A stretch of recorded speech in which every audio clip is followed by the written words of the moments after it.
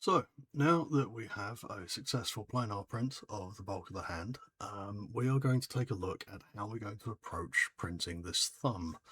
Since, as we can see, the process for it is, well, very much non-planar. It's decidedly awkward looking there.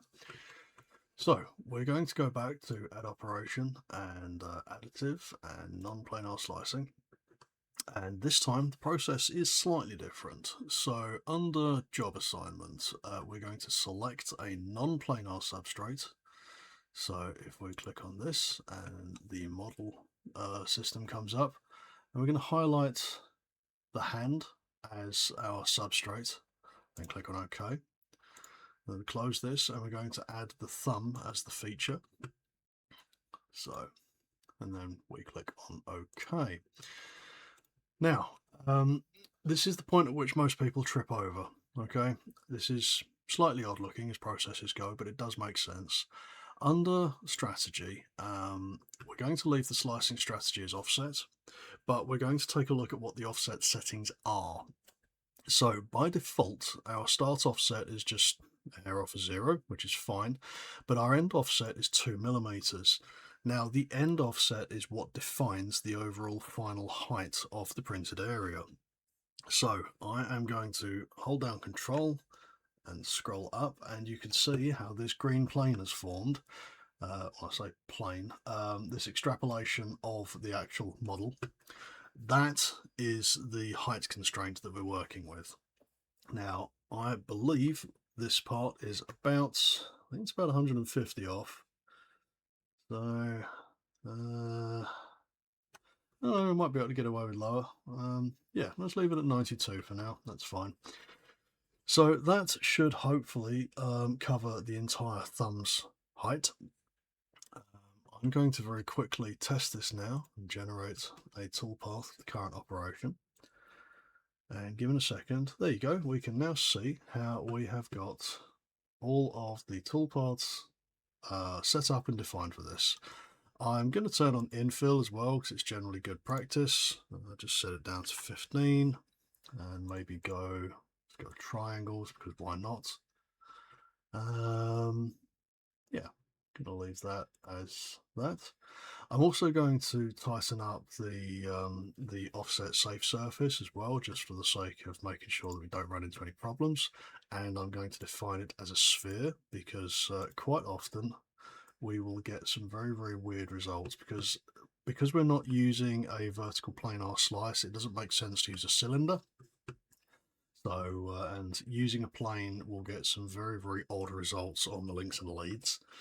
So I'm going to set the safe level from the origin, not from the part.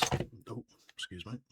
And I'm going to get a ballpark for where it needs to be just by control, click and scroll. 171.28, very, very lumpy number, but it seems to be okay with regards to access to the thumb at least. Going to bump it up a touch so that index finger is at least covered. And I'm also going to turn on check workpiece. Now, this is important because this does not see the rest of the hand as a part at this point. It considers it a workpiece. So we're going to turn that on, and we're now going to generate the toolpath again.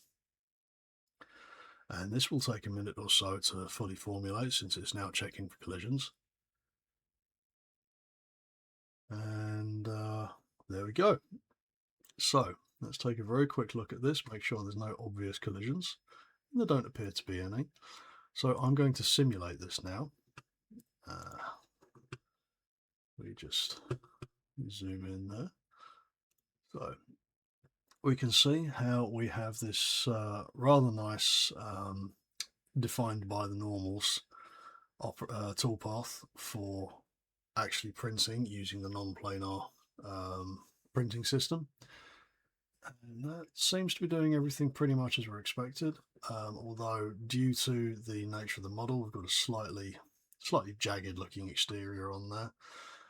That can typically be sorted by either applying double walls or by tidying up the geometry a little bit.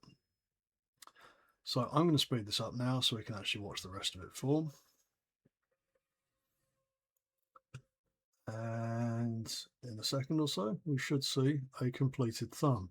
Now, obviously, this is a very, very crude looking print because it's set to 2mm height and 2mm thick bead as well, and yeah, it's got gaps and holes in there. But if we were to set it to a much higher precision, it would take significantly longer. So for the sake of expedience and demonstration, I didn't want to go too far with that.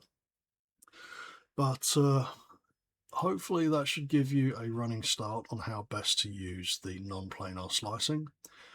When I was initially figuring it out, I did find that working out how the start and end offset worked was the biggest issue for me. The rest of the settings should be fairly self-explanatory if you have used ENCY for any length of time before now. Um, yeah, so I hope this has been useful to you, and I shall see you in the next video. Take care.